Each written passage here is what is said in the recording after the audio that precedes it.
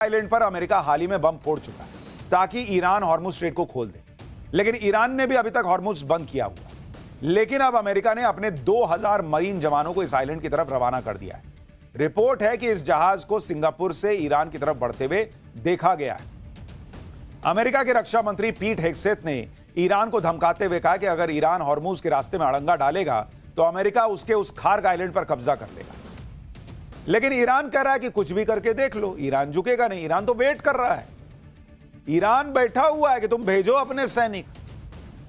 जो ड्रोन हम अमेरिका तक नहीं भेज पा रहे, जो मिसाइलें हम अमेरिका तक नहीं मार पा रहे, तुमको ईरान के लोगों को मारने में मजा आता है। ईरान कह रहा तुम भेजो ना, हम मार के बताते हैं तुम कैसे तुम्हारे सैनिकों को मारेंगे।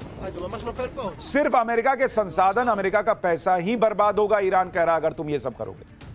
ईरान युद्ध लड़ने के लिए ट्रंप ने अमेरिका में $200 बिलियन मांगे। इस पर भी ईरान के विदेश मंत्री ने कह दिया कि यह युद्ध ईरान के लोगों और अमेरिका के लोगों पर थोपा गया। युद्ध को अभी सिर्फ 3 हफ्ते हुए हैं और ये $200 बिलियन मांगने लगे।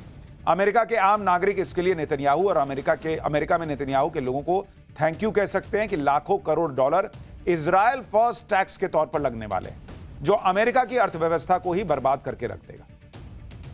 यानी ईरान जो है वो अमेरिका की पब्लिक को पिन मार रहा है कि देख भाई, मेक अमेरिका ग्रेट अगेन बनाने आए थे ये भाई साहब, ये इजराइल के इशारों पे नाच रहे हैं, उसके लिए काम कर रहे हैं। तुम टैक्स भर रहे हो, इजराइल का काम हो रहा है।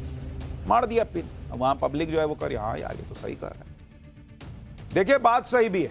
जितना पैसा अमेरिका ने करीब 3 साल के यूक्रेन युद्ध में खर्च नहीं किया, उससे कहीं ज्यादा रकम वो 3 हफ्ते में ईरान के खिलाफ लगाने वाला है। आप देखिए कि यूक्रेन युद्ध पर अगर आप देखेंगे अमेरिका का खर्च कितना रहा है, अमेरिका का खर्च अगर आप देखने बैठेंगे कि वो कितना युद्ध पे खर्च किया, तो जो यूक्रेन युद्ध है,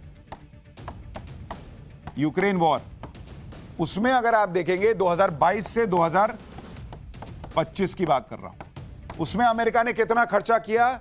16 लाख करोड़ रुपए 3 साल में बॉस, 16 लाख करोड़ रुपए। और ईरान युद्ध में, ईरान वॉर में अमेरिका कितना खर्च कर रहा है?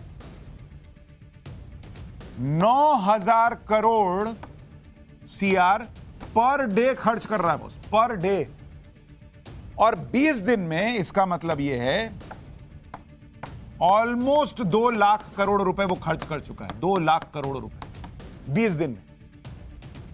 और बजट मांग रहा है कि 18 लाख करोड़ रुपया और दो।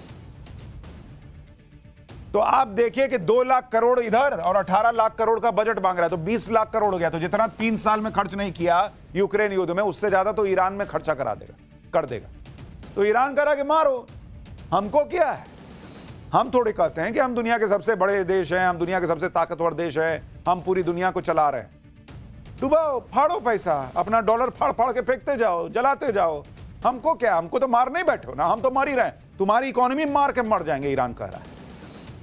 सोचिए ऐसे युद्ध में बेतहाशा खर्च हो रहा है, जिस युद्ध में ट्रंप अपना कोई मकसद भी नहीं बता पा रहे।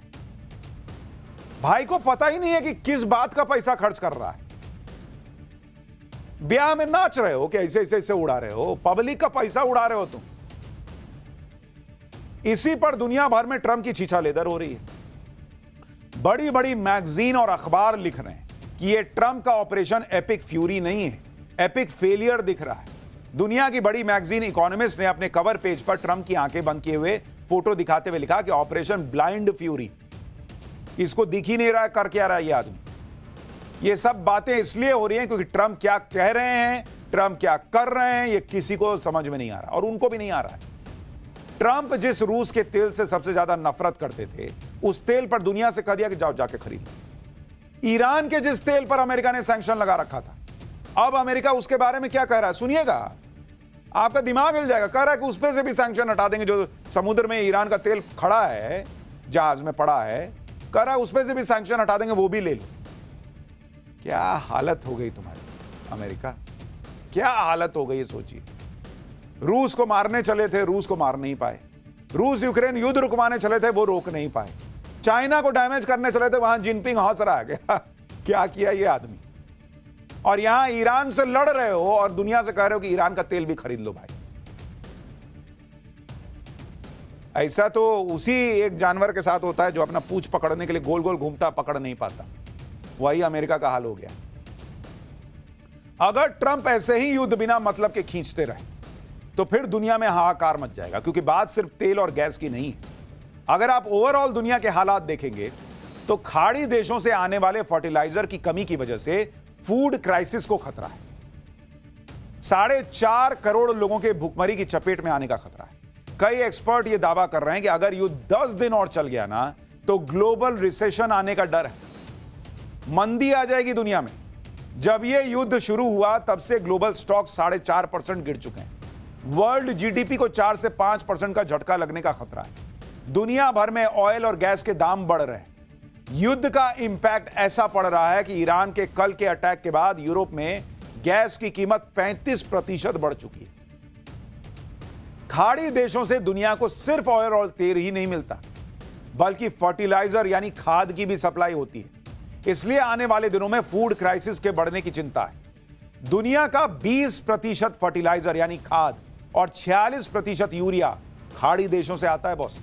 अगर हॉर्मुज स्ट्रेट बंद ही रहा तो दुनिया के कुल खाद व्यापार का 1/3 हिस्सा बाधित हो सकता है। नाइट्रोजन खाद की कीमत दोगुनी हो सकती है और फॉस्फेट खाद की कीमत करीब 50% बढ़ सकती है दुनिया भर में। एशिया के देश खाड़ी के फर्टिलाइजर पर सबसे ज्यादा निर्भर है। 35% यूरिया, 53% सल्फर और 64% अमोनिया एशिया को जाता है। भारत खास तौर पर खाड़ी देशों पर निर्भर है। भारत अपना 40% से ज्यादा यूरिया और फॉस्फेट खाद यहीं से मंगाता है।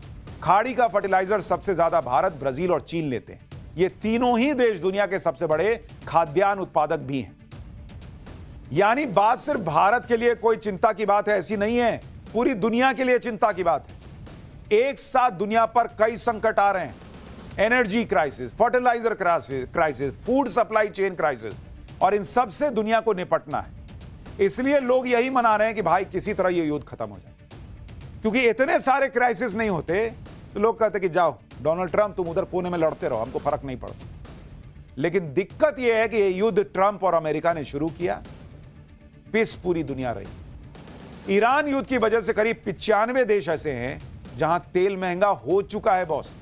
कुछ देश ऐसे भी हैं जहां हर महीने के आखिर में फ्यूल के दाम चेंज होते हैं, तो आशंका है कि कई और देश अपने यहां फ्यूल के दाम बढ़ा सकते हैं। लेकिन बॉस आप देखिए, इस संकट में भी भारत के लिए राहत की बात यह है कि अभी तक कम से कम भारत में पेट्रोल डीजल के दाम नहीं बढ़े। और आप देखिए दुनिया में जो हालात हैं उस बीच भारत अभी भी कितनी मजबूत स्थिति से टिका हुआ है, आपको देखना चाहिए।